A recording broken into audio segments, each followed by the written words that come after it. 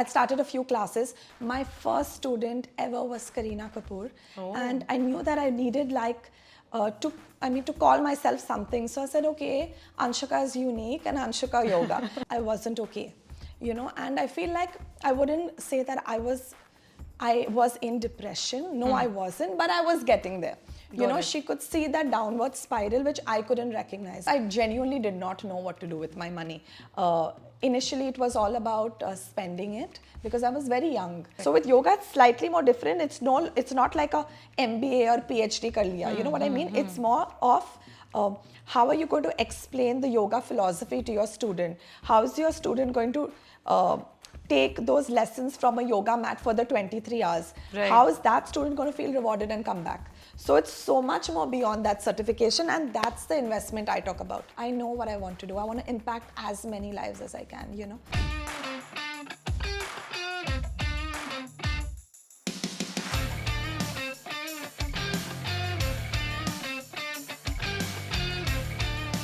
Hello everyone and welcome back to the Dhairya Decodes channel. Today on the Dhairya Decodes podcast, we have someone very, very, very interesting joining us. I love the fact that she has forged into such a unique career path and literally made it to the peak. Her name is Anshuka Parwani. She is a celebrity yoga trainer and a holistic wellness expert and the founder of Anshuka Yoga. I'm sure you would have heard of that name or seen it somewhere on your reels, especially by the Paps. Spotting all your favorite celebrities stepping out of her studio. But on that note, today we're going to dive deep into her journey of becoming a yoga trainer, how she got into the field of wellness, and how you can also tread the similar career path if you are looking to get into this field. So without any further ado, let's get started with the conversation. Welcome Anshuka to the Dhairya Decodes podcast. It's a pleasure to have you here. Thank you. I'm super excited. To be here. Great. And firstly, thank you so much for coming down all the way. I think we've been in touch for a while, and when I thought of doing this podcast, I knew that when I was talking about unconventional careers, I had to have you for one of the episodes. So really looking forward to the conversation. Same. I'm glad to be here. Perfect. So why don't we start, Anshuka, with, while I've already told them about what you do and a little bit about your brand, etc. If I was to ask you, right, and I'll kind of catch you off guard here, but if you were to introduce Anshuka without any tags, no Anshuka Yoga, no celebrity yoga trainer, no wellness expert, who is Anshuka as a person, if you have to introduce yourself to somebody? I am Zeena's mom, who's my dog. That's it. That's who I am. 100%. Okay. That's it. And what is the one thing that probably I think, apart from, let's say, yoga, wellness, well-being, that you hold very, very dear to your heart? Something that you really, really, you're very, very inclined towards. Anything apart from that? A lot that of we things, don't know. Of course. The regular family, music, things that I love to do. But I think the thing that I love and respect the most is the time that I have with myself and movement and my breath. Breath is so underrated. So I think that one word, if I have to describe myself that I'm not inclined to, but that is me, is my breath. Amazing. Yeah, I love that. That's a very unique answer. When we talk about yoga, well-being, wellness, a lot of people obviously associate it to different things. I want to understand, when was that time when you realized that you want to get into this space? What was your first interaction or intervention into the world of wellness and yoga when you realized you want to practice this and probably make this a full-time profession? Correct. So, full-time profession was much later. I started practicing yoga as a practice when I was very, very little. I do come from a family of doctors. My grandparents, my nani and my nana were both doctors. One was an Ayurveda MD and one was a gynac. Okay. So we always dabbled in that allopathy versus Ayurveda world growing up. But for me, I used to have asthma as a child. Okay. I had severe bronchitis. So I was always given pranayam and breathwork exercises as fun. Right. So that was fun for me. I did not realize, I think if my mother said that you are practicing yoga, I would never do it. So she made it fun, she made it very interactive, and those are things that helped me. So for me, it was as good as brushing my teeth. Doing my breathwork practice or my pranayam practice daily was normal. I also represented India. I'm a national gold medalist swimmer. Oh, wow. So for us, being on the swim team was, every day was dry Thailand exercises, doing a lot of physical asanas, which was also yoga. But again, our coach never called it yoga. So when it was the physical stuff, when it was breath work and pranayam, every other thing that I was doing it as a child. Correct. The remaining things, Ashtanga yoga is the 8 limbs of yoga. Yoga is really the union. I think when people think about yoga, they think about headstands, splits, and just the physical manifestation. Yoga is beyond that. So the little things, whether it was meditation and dhyan, doing it at a very young age. I wasn't punished at the corner of the room, but I was told that I should sit in silence or stillness for a few minutes before doing my race or before eating. There was a little, it was not really a prayer, but it was more gratitude, you know, understanding that what you're putting in your mouth has a lot of energy. Right. So I think that my journey with yoga started very young. You know, and it starts for every baby as soon as they're breathing, right? Your first breath is everything. Breath is literally what, I mean, it's so underrated, but everything around yoga starts from your breath. So I think I really started at a very young age, but my practice as a teacher came much later. I am a commercial pilot. I had a job with the airlines. You're a commercial pilot? I'm a commercial pilot. I know you don't know this about me. I don't know this. But I'm a commercial pilot. I had a job with the airlines. Okay. And I'm going to tell you my story. Please. And this is very interesting. I'm taken aback. Yeah. Okay. I did have a job with the airlines to fly for the 737 Boeing. It was pretty, I mean, when I talk about it now, I feel like I'm talking about a third person. So I did go to flying school. That was the dream, to become a commercial pilot at that time. And I got into a terrible bike accident. Okay. It was nearly fatal. I was immobile for close to 9 months of my life. And to be very honest, I think it was not the physical impairment as much as it was the mental. Yeah. Physical scars can be taken care of by every doctor, but I am very lucky to have a mother who is a trained yoga teacher. She's been a teacher, and she's also done a lot of yoga volunteering, being a teacher with yoga as well. So she understood and she recognized that I wasn't okay, you know, and I feel like I wouldn't say that I was in depression. No, I wasn't, but I was getting there. You know, she could see that downward spiral, which I couldn't recognize, because when you're immobile for even a day, it's very hard. Yeah. But if you're immobile for 9 months, the amount of, I don't even know, I can't coin it as sadness or pain. It was beyond that. And what she realized, that if she did not intervene, then I wouldn't be here today, to be very honest. So she sent me to yoga school. And she sent me to one of the oldest, most beautiful institutes that starts from Bombay. I went there for a 1-month teacher's training course. I walked out actually after many, many months because I enjoyed it so much. I changed a very carnivore diet to being sattvic for a very long time. And that was just based on how I was experiencing what I was doing. You know, because school had me going in, doing asana practice, learning the philosophy, which is so much beyond just asana, that I started making different changes to my life. And that's when I became a certified teacher. And that's when I decided that, hey, when you are medically unfit, your pilot's license gets suspended for a little while. But I did get medically fit again. It's the class 1 medical, which is the toughest medical in the country. And when I got class 1 medically fit again, I had the opportunity to go back to the airlines, and I remember the night before I said, you know, that is not what I want to do. What my practice has given me, I felt like I started another life. I'm like, this is what I want to do, and this is what I want to share. Because again, coming back from a school of yoga is so boring.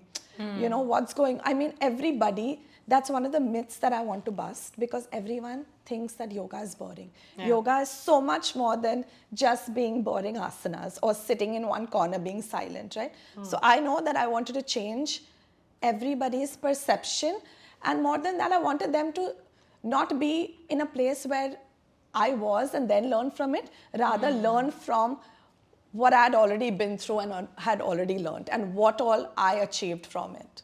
No, that's beautiful. I mean, I'm just still kind of taking it all in, because I had no idea, obviously, about the fact that you were set out to be a commercial pilot, and you were, I think, doing so well. And then, obviously, I feel, but in your case, that setback probably paved the path for where you are today in a way. But you know, when you said that thing that the night before when you had the chance to go back again, Right. and you chose not to. Right. It takes a lot of courage. While I understand you were very passionate about what you were doing, maybe you found your calling and you wanted to go behind it. You know, a lot of the people who come to me when they're making career choices of all ages, somebody wants to be a director, cinematographer, maybe get into a corporate, whatever it is. There comes a point for them also when you know you have two choices to make and you have to choose one. Right. I want to know from you that how did you know it deep in your heart that you had to choose this one? Because you were prepared for that, Okay. essentially, right? You know, like this, and this is why I say everybody should experience what I have, because I Yeah. feel like the one thing that yoga gives you, the practice of yoga, is that it makes you very aware. You're in tune with yourself. So when you said that, how did you know that was the right choice? I think the practice gives you that answer 100%. Good. You know, you're not choosing A or B. You just know, you just feel it. It's hard to sort of, it's not tangible, obviously not. I cannot, the biggest way I can explain to someone is for them to experience it. However, I do remember that the night before I did speak to my parents, because of course they have sent me to flying school. They have made sure that I was living my dream every single day. I was very lucky. Right. I am very lucky to have coming from an extremely financial sound family. I was allowed to make those choices. But of course, there was that conversation where I was already receiving a paycheck from the airlines, right, Correct. for a while. So of course, you're going to start from the ground up. Yeah. So it's very hard. But I remember also having a conversation with my best friend at that time who said, you know, do it and I'll invest in you. You know, we'll start with a small studio. What is it going to take? And then putting numbers on paper and understanding, I said, I believe that, okay, maybe if I do this for a while, what is the worst that can happen? I do have a certification that I can fall back on. But that was, again, very practical. That's not what I was really thinking. Correct. And I feel like me as a person today understands with all my experiences that I also like to invest in people and ideas more than just looking at numbers, because I'm not very, very good at numbers. But I do understand people and I do believe in people. So when somebody was ready to invest in me, that was a big, like a thumbs up. So I feel like that was some seal of validation that I got.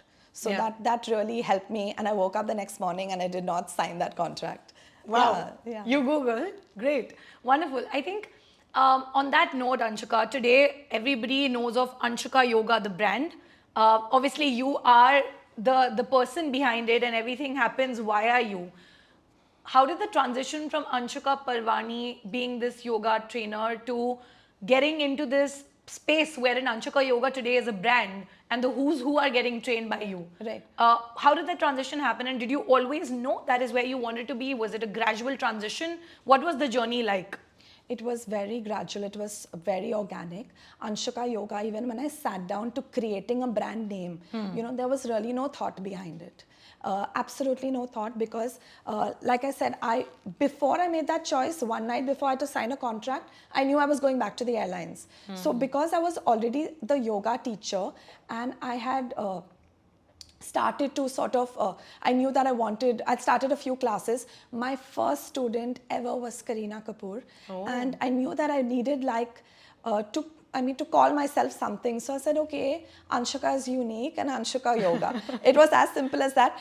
I love that there was no thought behind it, because I'm so happy that I went with Anshuka Yoga. I don't think if I had time to really sit on the whiteboard, maybe I would come up with something absolutely different. But that's exactly how it happened. And because my first student ever was Kareena Kapoor, of course, she is one of the largest public figures we have. Yeah. She is a fitness wellness icon of the country. I remember everybody following her path of yoga That's at true. one point. Yeah. And because of her, I truly believe she changed the way India looks at yoga. Yeah. She also changed the way India looks at makhanas, but yoga was definitely one of them, because I remember everybody talking about, Bebo doing yoga and Bebo doing Surya Namaskar and achieving a certain way she looks, again, because that's what they have access to. True. And that's how the ball kept rolling. And then I started training a lot of prominent public figures and a lot of actors. And that's how Anshuka Yoga, the celebrity trainer, came into play. Wonderful. No, that's amazing. I, again, had no clue that Kareena was the first one. Yes. But I think while you were saying this, I actually recall, even when we said, we know, when we look at it as an audience, you are right, because I don't think there was any other celebrity who was advocating for yoga as much as she was. Right. And then everybody followed suit. Right. Yeah, Absolutely. That's Yes, exactly what yes. happened. True. I think moving on with that, since we're talking about yoga and the importance of it in today's day and age, yoga is a mind-body connection, so to say, right?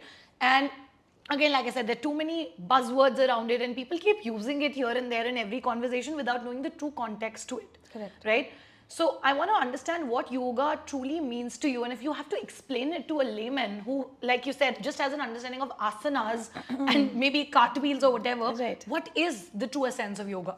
Okay, a definition, yoga is the union of mind, body, soul. To a layman, I would say that yoga is that tool that allows you to make choices without doubt. Why I say that? Okay. Because when you practice, and your practice has cleansing, your practice has movement, your practice has breath, that amalgamation really helps you to tune in. And when I say tune in, I feel like all of us are so... Today I can say that I'm more tuned in than most, because I do believe that. Most people are not tuned in. We are all living in a very concrete, fast-paced rat race, right? And these words are used very frequently. Unfortunately, what's not used is how do you counter that? When you practice every single day, it's no longer discipline, it's part of your lifestyle. I wouldn't even call it a habit. Right. When you're doing that, you're in tune with yourself. When you're in tune with yourself, you're automatically going to make better choices, which means you're going to eat the better sort of produce, eat the healthier. You're going to move a certain way. You're going to make sure that you're sleeping better. Your thoughts get more cleaner and refined, you know. So I think that clarity is what it adds. So not going into the sutras, not going into philosophy, yoga is a tool which I really believe allows you to be present. Being present, people are not even present watching TV. You're watching TV, you're on the phone, right? You're... I just remember watching a Hindi movie right now called Kho Gaye Hum Kahan on Netflix, and they're emphasizing on these digital detox and things like that, which is beautiful, because I truly believe that everybody needs to practice that. True. It comes very naturally to me. I don't feel like putting my phone away is hard. It's, for me, that's normal. You're attuned to it. And you know, so I feel like that's what yoga does. So if I had to really explain to a layman, that's what it would be. And I want to give you a very beautiful example. I do a lot of kids yoga, you know. And I remember the story where at a time we take about 8 kids. I remember when they have their meditative time, all of them are so quiet and still, and they'll tell me these beautiful tales about how they are feeling, or when they were in school, they were asked by a teacher to answer a question, to stand up, and maybe a very simple question, but because they had to do it in a room full of children, they felt anxious or they felt nervous, and they just took that minute to stay with their breath. So I'm saying those little things is what yoga gives you. Yeah. So that's what I would tell everybody. That's what yoga is. That's if a child understands that, I do hope an adult does. Yeah, we hope so too. And I think that was so beautifully explained as well. I think again and again, all throughout the conversation, one thing I think I am taking back is how important your breath is. Absolutely. And how important being present is, and how yoga automatically brings you into that state, right? Right. So I think, thanks for answering that. With that, I'm going to come back to the bit of the kind of people you're training. Like when you talk about the different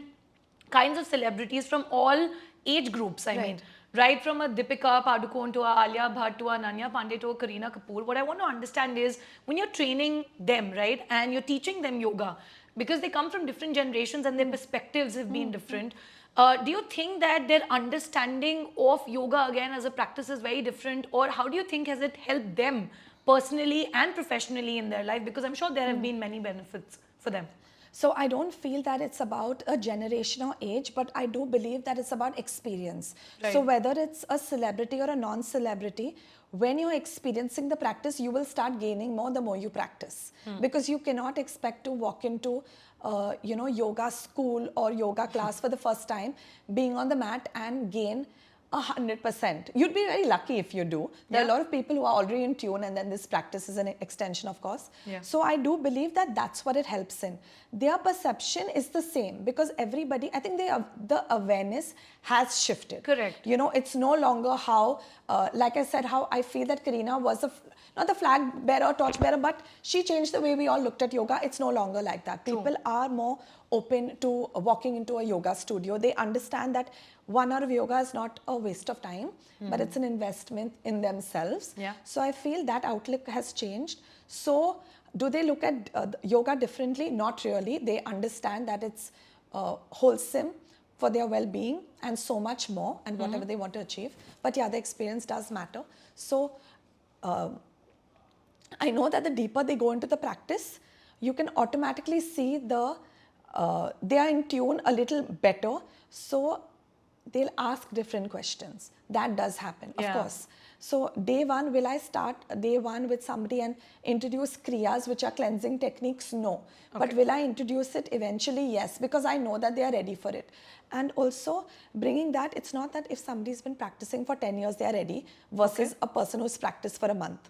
It's really how the individual has taken to it. Because a lot of people do get onto the mat, and I'm talking about people in general, and they still have their phones next to them, right? Yeah. So it depends on individual, really. True. So it's a personal experience, it's a very personal, subjective. It is a personal experience, and it is that time that you're actually in tune with yourself during that experience. Yeah. Makes a lot of sense.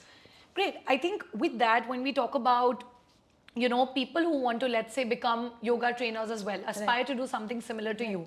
Now, I mean, it's very safe to say you have been able to establish a solid career in this field. A lot of the people who are going to be watching this podcast are going to be people, so a few of them would want to do something similar to you, Anshuka. So if I was to ask you, what kind of a roadmap do you think should they follow? How can they get to this stage? Anything you want to share about certifications or practicing? And yes, if you could also talk a little bit about what kind of, you know, I would say, because when we're talking about any profession, I like to talk about money very transparently, because it is important. Correct. And when you choose a career path, it's even the more important. So if you could just shed some light on what kind of monetary benefits in general can this career path also bring in, just like, you know, an idea, overall idea, that would really help. So, you know, to be very honest, like any other career, I believe, yoga is slightly different because it has to be beyond compensation. Am I saying that pays the bill? No, that's not what I'm saying. But I'm saying it is very, very hard. The work hours are crazy. They are not at all convenient. And when I say not convenient is when you are starting in a 5 a.m. or 6 a.m., you have to wake up at least 60 minutes before that, right? So it's not easy. There are a lot of classes out there that are free. We are in a place where there's YouTube available readily for everybody. So really carving your sort of niche is very, very important. That takes time.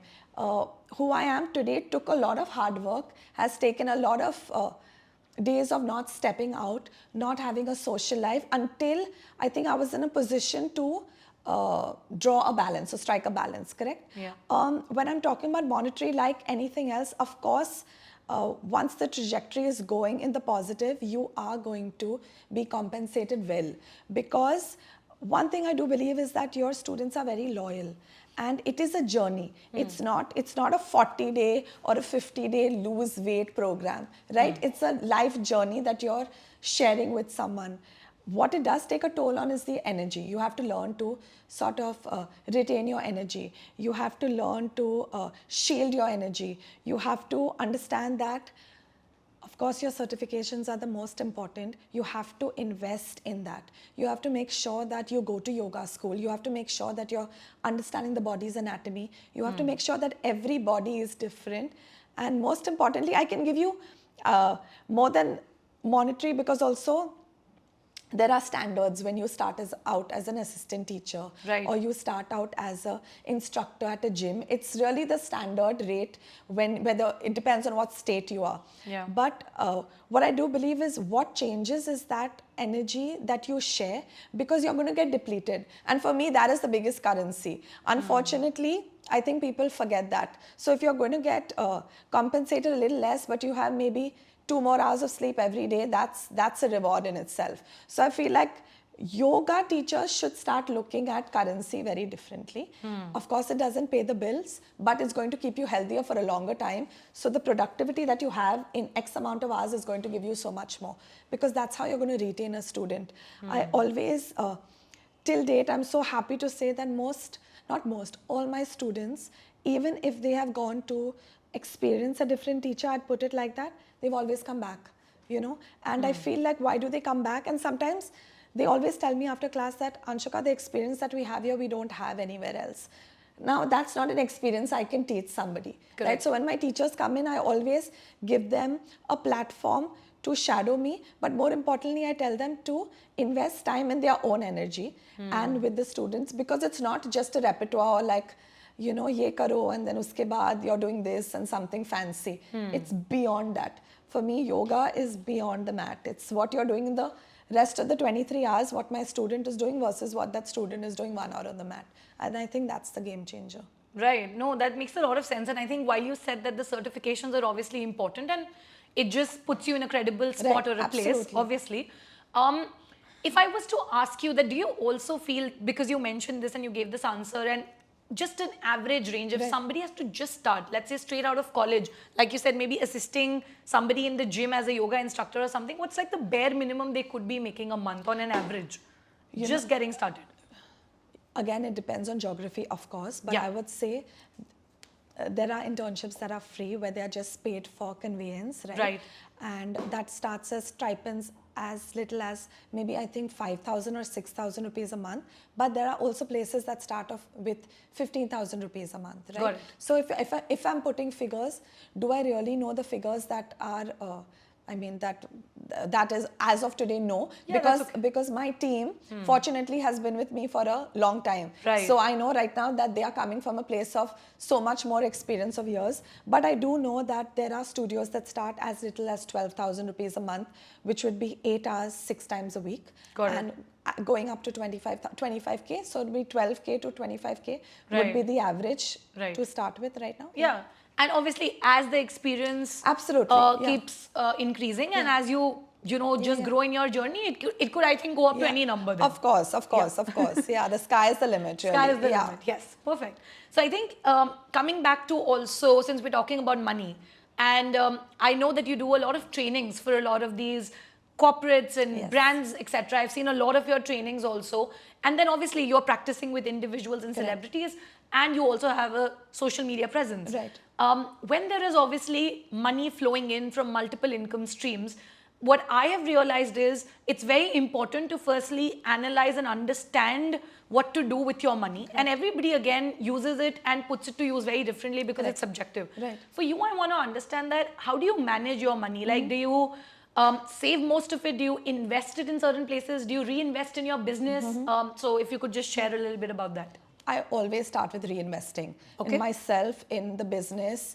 Earlier, when I did get my studio, the goal is to expand in, having different studios, or there are so many different channels that I'm thinking about at the moment. Right. Reinvesting in trainings of myself, of my team, because that is so important. That's a prerequisite at all times. And we have to be, when I say ahead of the game, I mean ahead of your own game. Yeah. Because everything is constantly evolving. There are new trends, like that there are yoga trends, which I'm not a big fan of the trends word, because I do believe in the traditional authentic form of yoga, but I know that I do use a lot of tools. For example, one of the offerings that we have are called Fly Fit, which is a repertoire, and I was the pioneer of aerial yoga in the country, where I got in a beautiful silk hammock that if you've seen, you must have seen a lot of people do dance with aerial silks, but this is it's attached at two places, so it's an entire fitness repertoire that you can do on the hammock. Okay. So I started. Is it the one from the wall and then from the wall, and that I start from the ceiling. From the ceiling. Sorry. The wall is different, a younger yoga. Correct. So I remember doing a class of aerial yoga when I was traveling. Okay. And then I said, hey, this is beautiful. So I took a training when I was in New York, but I realized that there's so much more that this prop can do. So I actually came back with the prop and I invested a year to understand what it can do. And that's when I coined FlyFit, which is an amalgamation of aerial yoga, Pilates, and fitness. Oh, nice. So even investing back into that was a tough one, because you have to change your infrastructure. Your hammock has to be suspended on load-bearing ceilings, etc., etc. So with FlyFit, I had to redo the infrastructure of the studio. So that was a big investment. So, I mean, of course, the priority is always going to be reinvesting in the studio, growing the business with my team all the time. But of course, to be very honest, my brother helps manage my finances, my wealth. I'm really big on acquiring assets which give me some sort of return in the month. I like to see my money. And this is a conversation I feel that I've had at a very young age also, listening to my parents on the dinner table. I've always been big on, I want something where monthly I'm taken care of. I'm of that school of thought which has changed, I invest in the market. Again, I do invest in people. What I mean in people is I have invested in a couple of startups. Great. I have made a few very, very good investments, I can say. And that also came from places of where I've been with just meeting different people, interesting people with great ideas, which led to that sort of investment. When it comes to saving, I think more than saving, it's about... for me, it's about investing. I do believe in, I do come from that school of thought. I'm investing all the time and always looking for new avenues. Great. I am that person. I'm very passionate about it, because I feel that my education and what I do doesn't require me to sort of put that as a focus. But very, like you said, with the different, having presence in so many places and generating wealth from all these different resources has made me come to that place where I had these conversations much sooner. Right. Because I genuinely did not know what to do with my money. Initially, it was all about spending it, because I was very young and I did not understand that. I did not understand what saving and investment meant, because my father was doing it for me, because my family was doing it for me. Right. But having those conversations sooner, which I believe everybody should have. So even with my team right now, when they are because they are very young, I'm always having those conversations. There is strategy, there is that structure put into everybody's sort of commercials, and I do believe that's the way forward. If you're not thinking of investing your money and you're doing it wrong. Yeah. I do believe that. Yeah. No, and it's so well put that you said that you have to be investing it in the right places. And absolutely. I think the way you also told me where all your money is, you have a very diverse portfolio for sure. Extreme. And I think right from startups to putting it in the market to obviously reinvesting in your business. And since we are talking about obviously putting in money and then, making your money work for you, correct, right? Today's episode is brought to you by Dhan, a game changer in the world of investing.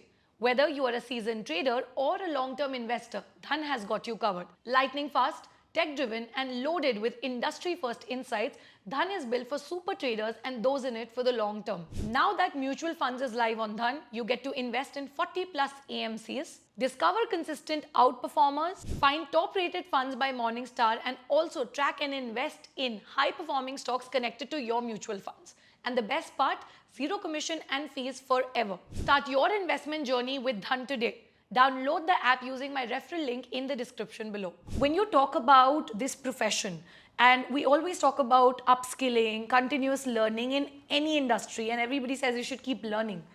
As a yoga trainer, what does that really mean? What do you personally invest in specifically in your practice? How are you constantly ensuring that you are up to date and keeping up and, like you said, ahead of the game? Correct. Again, with different trainings, and when I mean trainings, I'm not doing different trainings which is a different certification. Yeah. So for example, Anshuka Yoga, as a yoga school, we offer a 200-hour teachers training course. Oh, okay. That is like your prereq.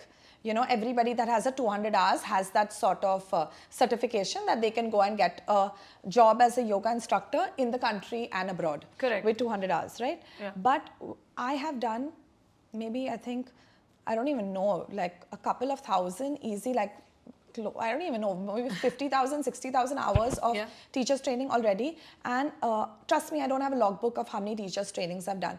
And when I say teachers training, I'll tell you why. Because like I have done maybe 10 different TTCs of 200 hours from 10 different teachers, because there is always something to learn. True. Right? It's a two-way. It's always a two-way street. And yoga is so intangible with energy and your learnings. Right? Yeah. It's like everybody's constantly sharing how the practice benefits them. When it comes to your anatomy and when it comes to your basic education with yoga, which is what you need to learn for that 200 hours, that is something that you have to constantly brush up on. And if you don't have your own practice going on, so for me, taking out time every single day for my practice and more, that's also an investment, because when I'm talking about, if I'm talking about the subtle body and I'm talking to you about chakras, I'm sure everybody has heard at some point that, activate this chakra. What does that really mean? Yeah. If I practice enough and I'm in tune, I'll understand, and then I'll be able to share. Correct. So with yoga, it's slightly more different. It's not like a MBA or PhD kar liya. You know what I mean? It's more of how are you going to explain the yoga philosophy to your student? How is your student going to take those lessons from a yoga mat for the 23 hours? Right. How is that student going to feel rewarded and come back? So it's so much more beyond that certification, and that's the investment I talk about. So if I go away on a weekend where I'm in stillness, that is my idea of upgrading and relearning. Yeah. It's not taking a break that for me, so it's slightly different with yoga teachers and anybody really in the wellness space, because wellness is thrown out so easily. You can't just do a 1 hour yoga class or a sound bath and expect to be healed. Even this healing word is thrown out so casually. Everybody's healing in 1 hour. Everyone's fixed in 1 hour meditation. Even I want to learn that, but there are no quick fixes. So I feel like that is the reinvestment when it comes to the practice. And for anybody who walks into my school, say for example, they want to come in on board as a yoga teacher and they have no certification, the first thing that I tell them is come in and practice. Do 1 month of your own practice. I want to see that consistency. Only when I believe that, then that's when I invest my time with my trainers, to be very honest, because we are one family, right. And at the end of the day, there's so much sharing. When you're a yoga teacher, you're their confidant, you're somebody that they trust. When we do prenatal yoga, right, which is so sensitive. Correct. You're in the most sensitive time of a woman's life, where they are bringing another life into the world. If you are not sound yourself, you are not going to impact your student or your friend positively. So for me, that is that reinvestment in their own mental health and experiences is the biggest investment for me. Whether it takes out time from taking on few more students or doing those extra few group classes. Right. No, I think that's wonderful, and it's beautiful the way you've again explained that what for you is continuous learning and kind of relearning. Very different from the idea of most fields, and like you said, how we typically just look at upgradation in terms of certifications. But this has a more holistic approach, I feel. Correct. Right. Moving on from that to transformation, again, like you said, many words are just thrown here and there. Right. Yoga, I believe, is a transformative experience for a lot of people. I'm sure you've trained so many people, and like you said, you've done so many teaching hours as well, which I didn't know. Right.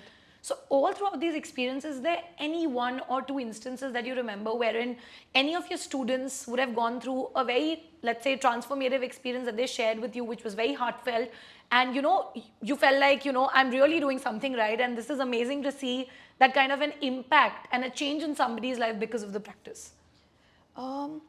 Honestly, there are so many stories. I'm sure. So many. But I can give you 2 instances. One, I'll start with Alia Bhatt, because she shared it on her Instagram as well.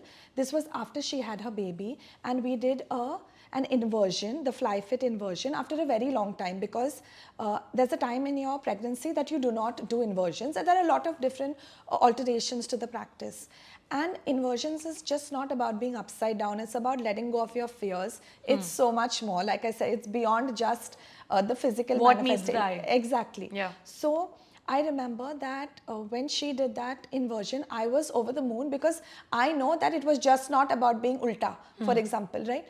And then I remember her sharing sharing her story on Instagram with that picture, which I did not know she was going to do. And when I read it, it was so rewarding because I realized that we were on the same page. Do you know, every single time, even though I was not obviously pregnant and went through that, it was our journey together, right? So when we did achieve that sort of milestone, it was rewarding. So when I say transformation, I think more than, of course, physical transformation is important. It is. But more than that, it was that mindset which looked at it as a reward. It was not about just being upside down and gaining the physical benefits of it.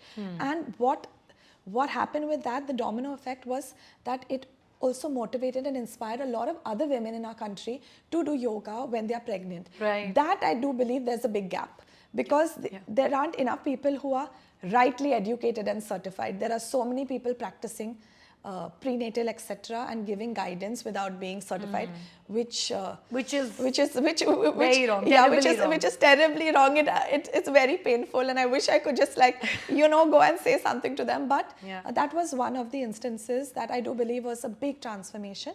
A little more, I'll tell you about Dhairya, the Hindi film, right, which had Deepika Padukone as the protagonist. Her character had her. She was a yoga teacher in the film, and I played a big role to sort of bring that character into real life, right? From real life, and that was beautiful because that was, I don't know, transformative, of course, but that was a journey that we had together. I know DP said in an interview that she was looking for a yoga teacher, and it just happened so seamlessly where I came into her life, and then we worked on this project together. And it was through COVID, so it was already a trying time.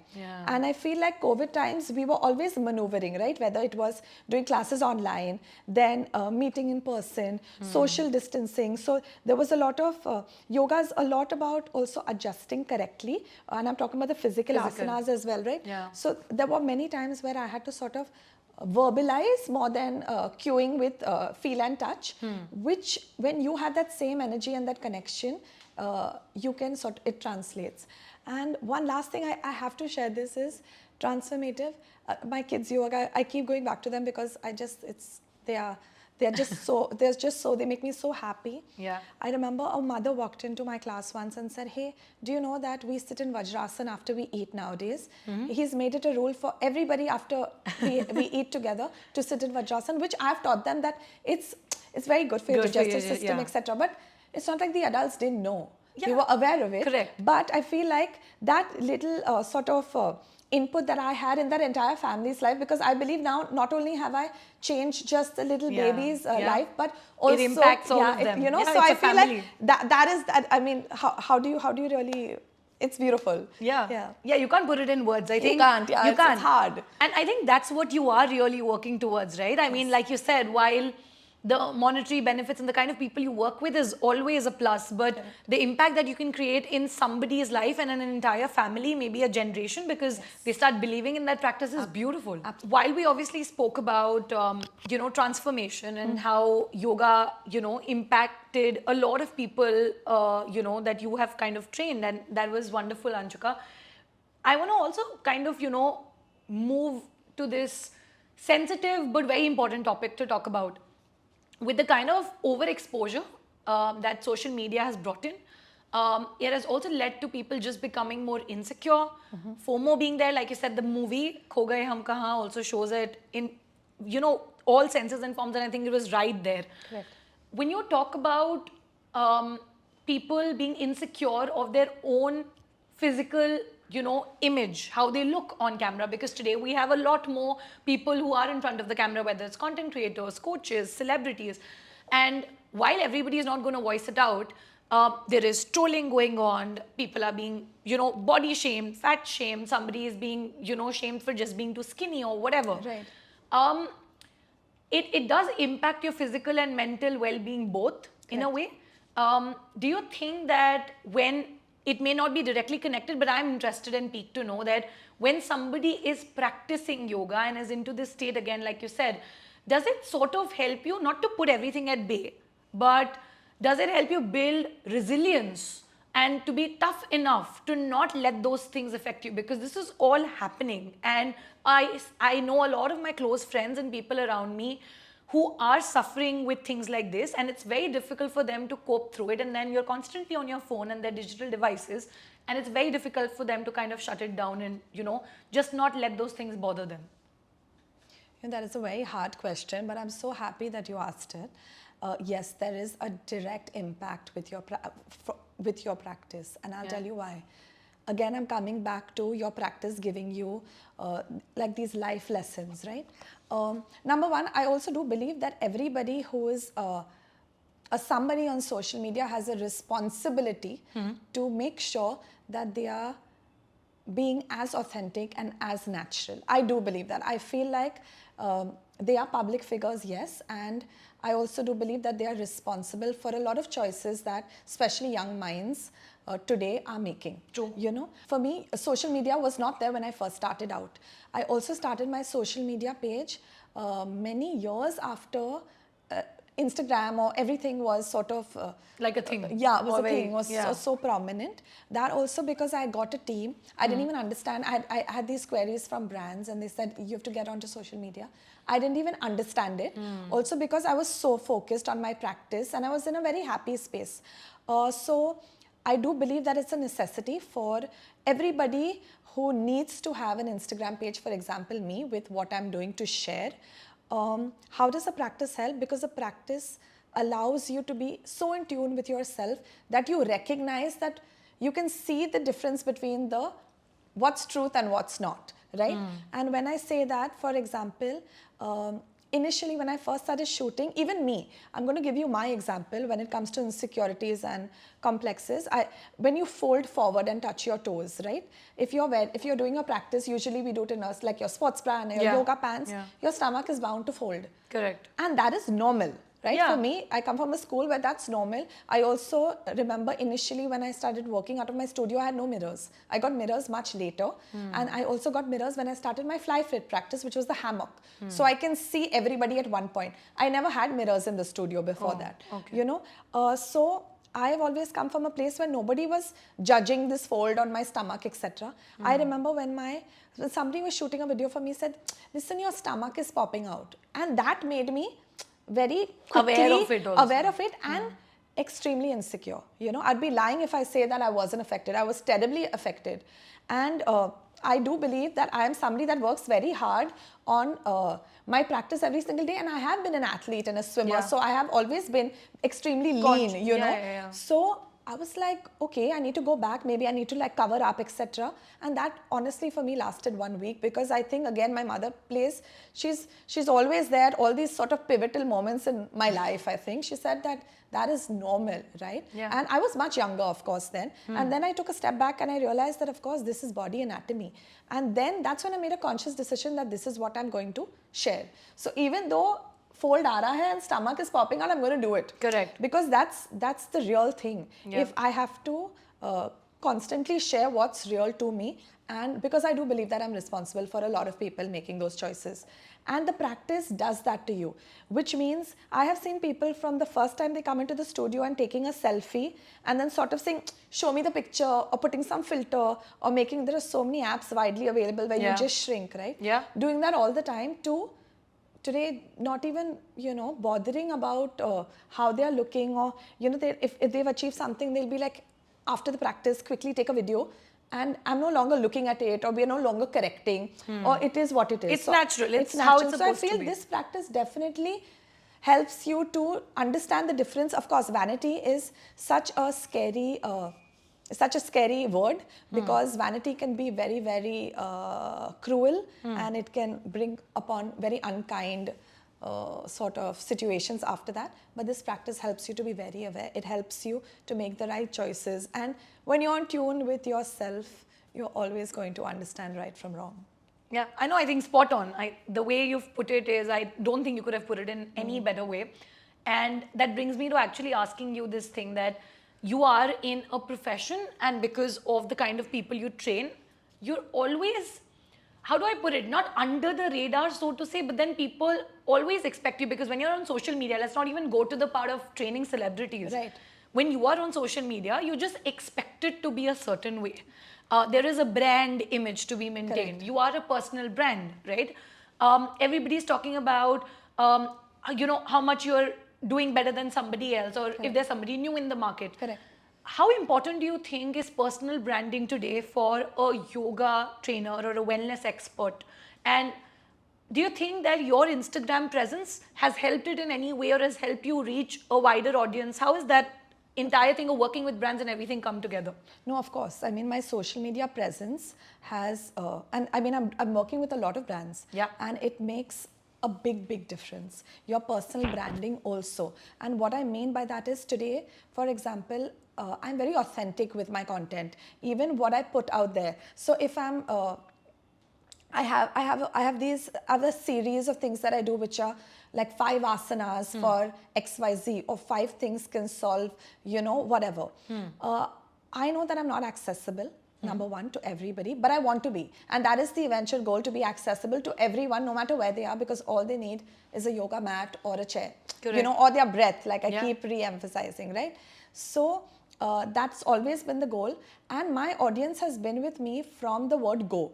They've seen I have a very organic growth. I've never really sat down and strategized in the sense that in a month I want X number of followers, or boosted a post or bought follow. I've not really sort of been in the game like that, because I've always enjoyed my social media. I've never been that person that doesn't enjoy it. Even with brands, they understand that the value that I bring to the brand. Otherwise, why would they come to me? Yeah. And we have a very transparent conversation. When sometimes brands want to do a certain sort of product, they want to do it a certain way, I'll always tell them that my audience is very clever. I believe that all my followers are very clever, because today, when we do share this, they are going to know I blow dried my hair, because they are used to me just like tying my hair and showing up in my yoga pants post a sweaty workout, which is fine. This is who I am, and I want to share all my aspects of who I am. I love dressing up. Even I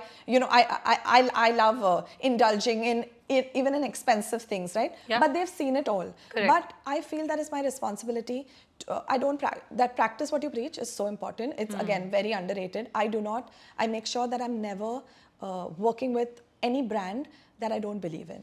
I also don't take on products. For example, I'm not somebody who loves processed sugar. I maybe by chance or by mistake, I'll have white sugar, Otherwise, I stay away from it. If somebody comes to me with like a health drink with a lot of sugar, I'm not going to do that. So you have to stay authentic to yourself, because the audience is very clever. I know that when somebody comes to my page, even though they'll see a brand integration, they know that she's doing it because she knows that this is good for her, it'll be good for them, and I want them to go back and purchase that because I know it's good for them. So I think keeping that in mind, that's really what your personal branding is about, because how are you going to sustain otherwise if you're not true to yourself? I don't think that that's like it's not sustainable. It's not at all sustainable.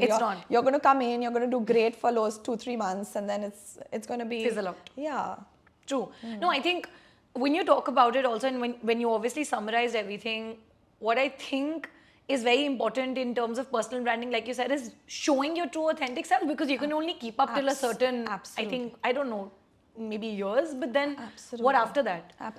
Exactly, absolutely, True. I remember the first time I was on a plane to with my mother, not the first time, but with my mother this time, and this was one of the first few times I was recognized on a flight. Yeah. And this was one of my happiest moments because I was with my mom. And I remember them bringing this tray for me with like a little note. And you know what she told me? The air hostess told me, Anshuka, we didn't have like super healthy things. So these are all the healthy things that we are selling.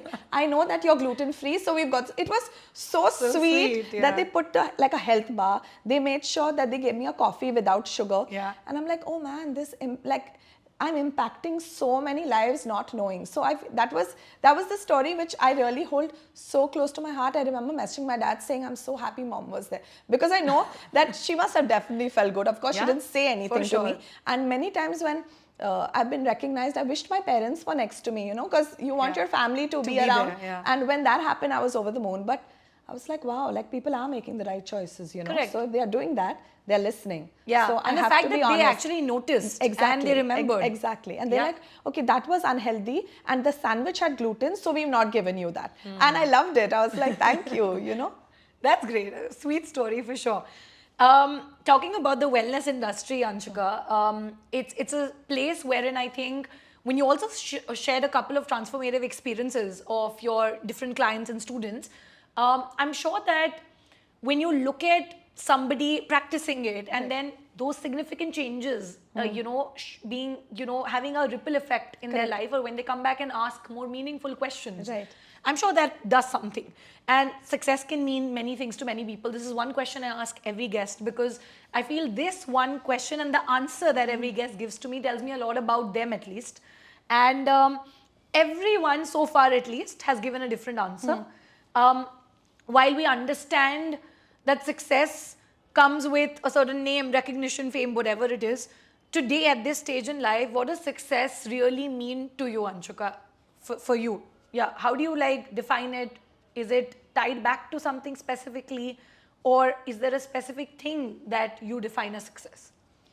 Honestly, success to me is happiness and peace. And when I say happiness, I am talking about that happiness where that child went back and told the mother that ye karo, and the mother came and said thank you. That was rewarding for me. That is, I find success in these little things because they are absolutely rewarding. When I never forget the reason that I decided to do this as a career, right? I set out to, because I believed that it was, for me, yoga is magic. It transformed me. So it started with me. So every single time I see people changing their outlook or perspective in the smallest way, whether it's that 5-year-old child or whether it's an 80-year-old, and it comes back to me, for me, those are those moments that keep building to success, So that sort of happiness, and again, coming back to being authentic, when you're authentic, I mean, every little moment you're being true to yourself. I think that's really what success means. Of course, when, because we also spoke about commerce. Commerce is important. Of course it is. Yeah. But if you're going to sell anything inauthentically and make that, I don't believe that will give me happiness and peace. I don't believe it. Maybe it happens to people, but I'm not that. Because I know this was what I set out to achieve, and that's never off the radar. I know what I want to do. I want to impact as many lives as I can, because it helped me. The magic of yoga has to be touched, felt, experienced, I wish I could tell you, across the chair. Yeah, no, I can feel the impact and the passion with which you kind of answered this. And again, it's a unique answer. Nobody else has said this. Oh yeah? So it's always so subjective, right? It is very subjective to your own experiences and what you're going through and what you believe in. So thank you for sharing that. With that, Anshuka, I think today, irrespective of the profession you are in, everybody is kind of just in this mad race, right? I want to do this also. I want to get this done as well. Take time out for family, take time out for myself if possible. People are doing side hustles with their full-time job. People are doing 2 to 3 jobs. I don't know. Entrepreneurs are creating content. People who are creating content are starting businesses. So everybody is trying to get the most, obviously, out of their career, putting in those hours. And there comes a point where you realize whatever you were working towards and working for, it's great, but you come to this break point wherein you're burnt out. Correct. You don't know what to do next and you feel like you're stuck. And I want to understand from you as a yoga trainer and a wellness expert, when people face such situations, and if you have personally faced them, when someone's at that point where they're completely burnt out, how do they actually deal with it and what can they do in such situations, and how do you manage it personally and take care of your well-being? So starting with me, I'm always taking pauses. And my body is also telling me. My body tells me when I need to sort of just take one step back or just be. When I want to mention this because I want all yoga teachers, every person to know that initially I was not like that. I thought that it was, because also I had that sort of energy where I would wake up at 5 in the morning and I would do 8 classes a day. And of course, once you feel like, everything's getting better and better, you want more and more. Yeah. So that greed does come in, but you have to, for me, it was my practice that really brought me back to say, hey, no, I have to pause and take that break. Right now, I do constantly take breaks. Right? Okay. And when I was telling you that even if I take a weekend away for stillness, right? I don't feel like I'm taking a break. Got So the way I look at it, it's always that I'm being with me, and I want to do this, need to do this, whatever the right word is. Right. So I'm doing it all the time. Correct. You know, whether it's once every 2 months, I also have the freedom to do it. I'm always exploring new places. Even if I'm at home, sometimes I just take the weekend off and I don't do a single class because for me again, I have to, and I look at commerce not only with monies but also with energy. So I feel like if I'm depleting my energy, I'm also it's directly proportional to monies, really. So I do look at it in tandem, like they are the same thing, really. Yeah. So that's how I make sure that I am always okay. Also with I also do a lot of shielding practices because when I first started, you know, as a yoga teacher, everybody, they do share a lot of stories with you. True. And I started making everyone's story mine because I didn't know better, right? I also I got that certification, I started teaching. I didn't understand where that fine division is to sort of shield, also help. Because I realized, I felt that I'm living everyone's life with them. Yeah. So I did learn that because I realized that it was taking a toll on my body. Also, I recognized it definitely because of my practice. Because I wasn't feeling the same. When it comes to others, I'm the medium for them to recognize it. Hopefully before they really reach burnout. But sometimes when they already have, I'm always talking to them. I wouldn't say that I'm a counselor, but I do help in whatever way I can. Yeah. I am that person that gives them the tools to get help, which means if I have to make them meet a doctor or speak to somebody that's close to them, I do whatever I am capable of, and also in the capacity of what I've been educated with. I never do anything more than what I'm really capable of, and I think that is very important. And this happens to me, I see that a lot because we do a lot of corporate yoga, right? Right. And corporate burnout is on it's high, right? Yeah, it's very high. So I remember doing a lot of corporate yoga, especially during COVID, right? When the pandemic hit, we were working, my team, it was exciting for us because everybody had some class around the clock. We were working with so many corporates, and sometimes we did classes of 100 students a class, right? Because it was hard for us to accommodate that. Correct. So we taught thousands and thousands of people, and it was not the complexity again of that asana, right? It was about how to understand and be in tune with themselves. So I felt like so many different corporates have incorporated wellness programs. We are part of so many corporate wellness programs, which is so important. It is. Because that actually, why reach burnout, you know? If you learn balance, you learn it enough to not reach there. But once you reach there, I'm the tool and the medium to get them the right help.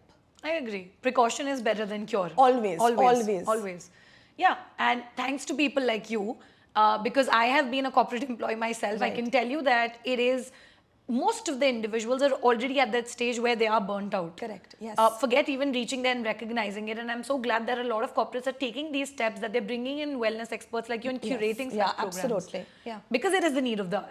Absolutely. I believe in it. And it's also, I've been able to give them tangible results when it comes to performance also. Correct. So it's no longer that intangible yoga karenge ki ye karenge, and then it's going to affect their output productivity wise, you know. True. So I'm just talking about being on time or taking lesser sick leaves or so many different Efficiency things. at work. Efficiency. So we've really worked out a way to allow the corporate also to believe that this brings value. Correct. You know, so I think that has been a game changer, because first it was very hard because there wasn't enough data. Right. You know, now there is, because we worked with so many people across so many fields. Right. No, I'm sure.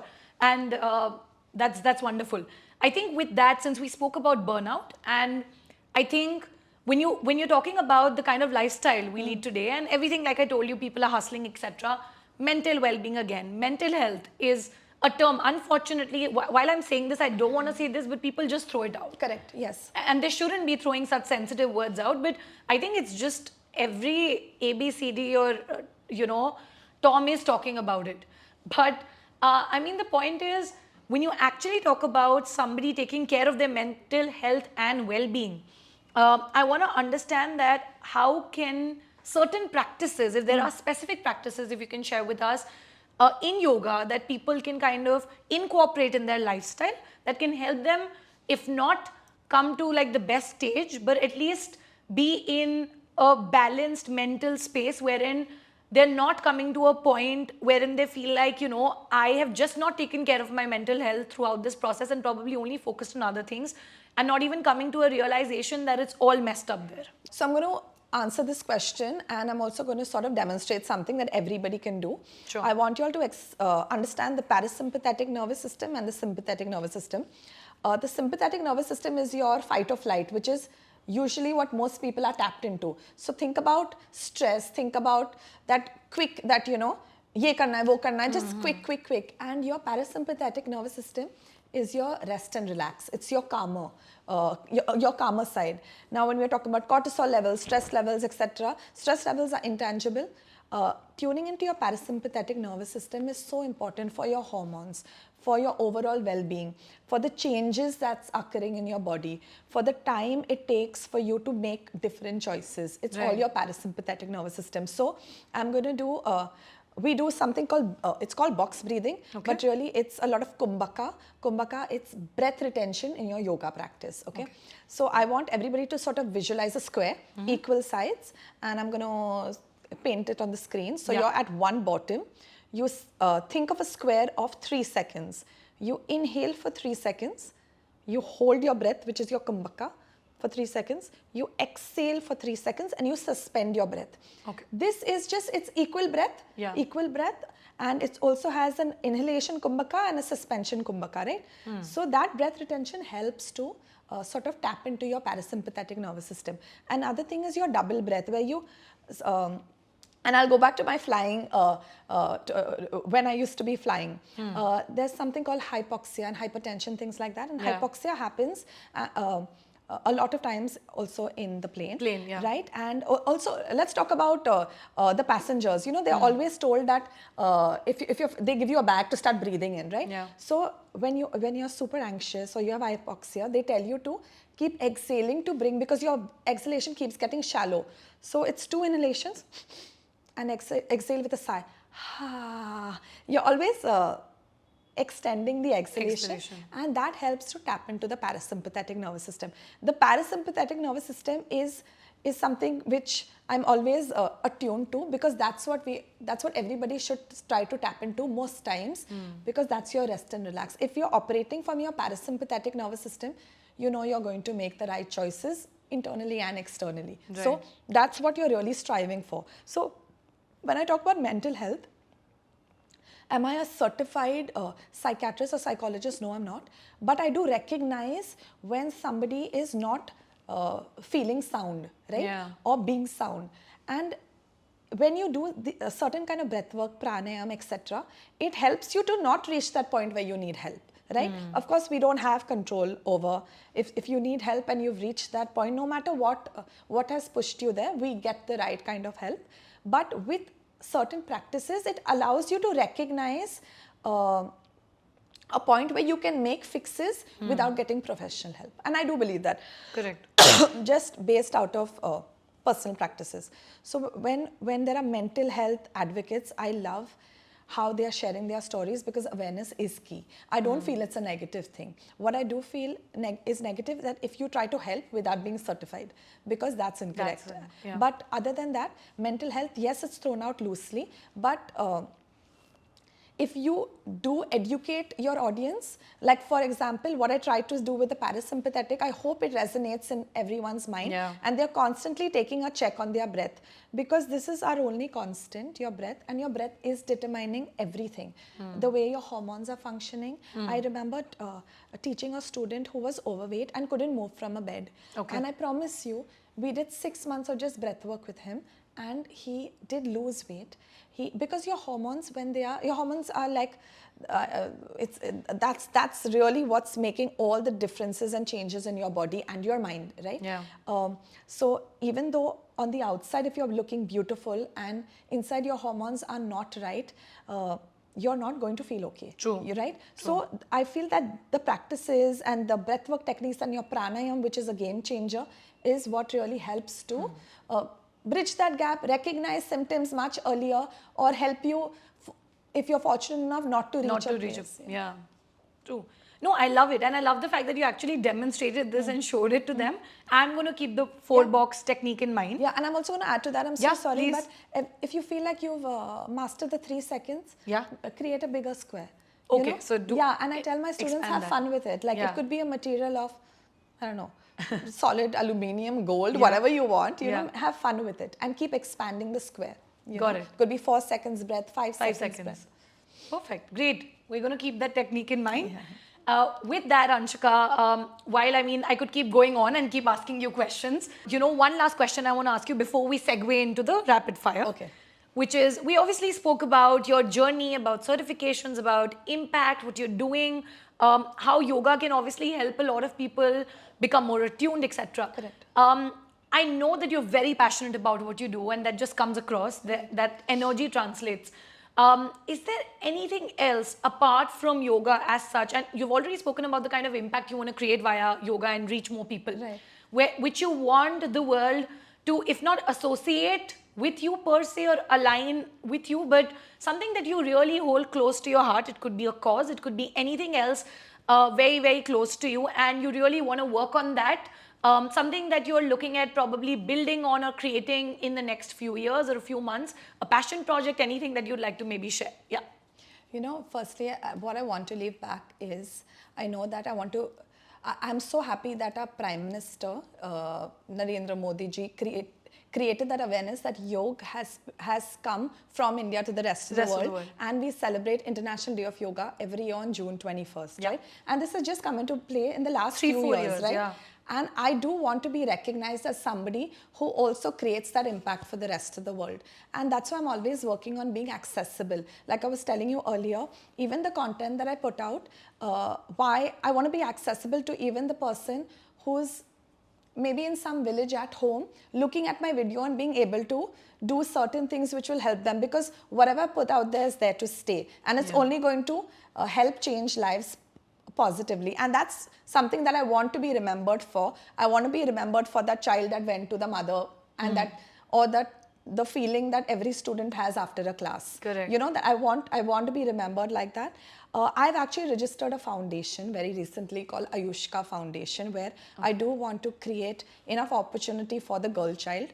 That is very close to my heart, especially skill them with tools to become yoga teachers. Because I do believe that that is anyways going to cause a positive ripple effect. Also, that's going to add to them being sustainable, and they'll be able to be self-sufficient. Right. And again, coming back to the commerce of it, it can be self-sustaining if you work correctly. And that's what I want to sort of impart. And the other thing is animals. Anything to do with the welfare and rehab of animals and homeless animals. I wish I create enough wealth. The dream project would really be to help all the animals out there, in whatever way, and give them that nurture and love, because that is something which I'll always start with being Zeena's mom, Yeah, you said that. Yeah, that was the first thing you said. So that's something that I've had dogs all my life. Yeah. This particular one she'll be 10 this year. Oh, wow. And like she's grown up with me. Yeah. So even though I've had dogs before, we've had dogs all our lives as a family. I've really nurtured this child, So I want to have that capacity, hopefully, to do that for every animal. Yeah. Animals, yeah. No, that's beautiful. And what I would say, surreal ending to kind of, pause the entire podcast on the note of. But I think this has been wonderful. With that, we're going to go to something which is slightly more quicker. Okay. I want your answers to be very spontaneous. I've never done a rapid fire, by the way, so let's do it. They're always first time, yeah, right? let's do it. So I just want you to, it could be a word, it could be a sentence. What first thought in your mind, just go for it. Yeah? Okay. Perfect. So the first question I have for you, Anshuka, is which would you find more challenging, a digital detox or a week without yoga? A week without yoga, of course. Yeah, that's very simple. Yeah, for sure. Perfect.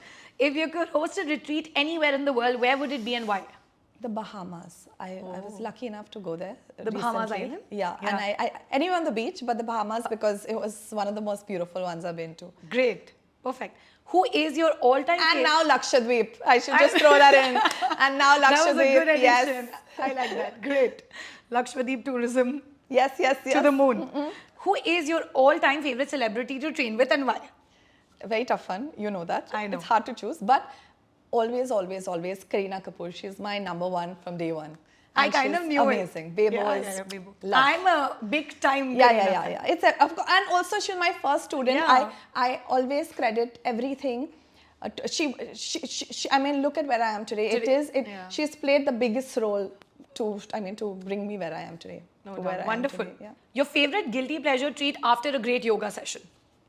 I honestly don't have guilty pleasures Nothing? because because I always keep it balanced. So, But then no cravings. You never feel like having anything. I eat. I don't not eat sweet or dessert. Okay, I love you do. khana. Huh. In every way, whether so, and even with Ayurveda, you eat sweet, right? Right. So I'm eating all the time. I'm not somebody. I love my food. I mean, don't be fooled. I love my food. I just eat very sensibly. Got it. Great. One innovative trend or tool in the world of yoga you're currently loving?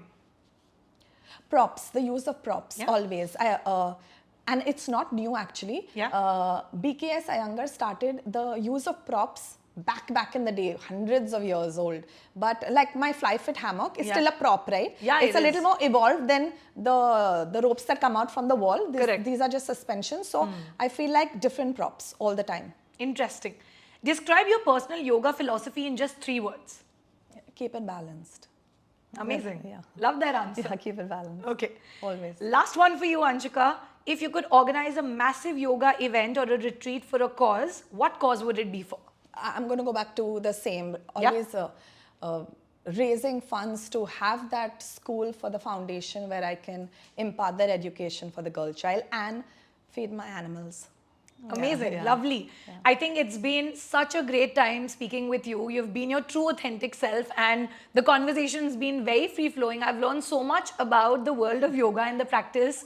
I've always been intrigued by it, been very confused, just like most people, just associating it not with certain terms, but not understanding it in Correct. entirety. And I'm sure there's so much more. But I'm just glad I could have this one-to-one conversation with you, dive deep into the world of yoga, understand your journey, and I'm sure it's going to motivate and inspire a lot of people out there. Thank you so much, Anshuka, for being on the Dhairya Decodes podcast, and I hope you had a great time. I had a great time. Thank you so much for having me, and now I can't wait to have you at my studio. I would Yes, love to. I yes. am going to talk to you about that. Awesome. And Thank with you. that, we come to an end to today's episode. Don't forget to check out Anshuka's socials. We'll be linking all of them in the description. So definitely check it out and follow her for all the content so that you can keep up to pace and practice yoga mindfully and make it a practice for life, right?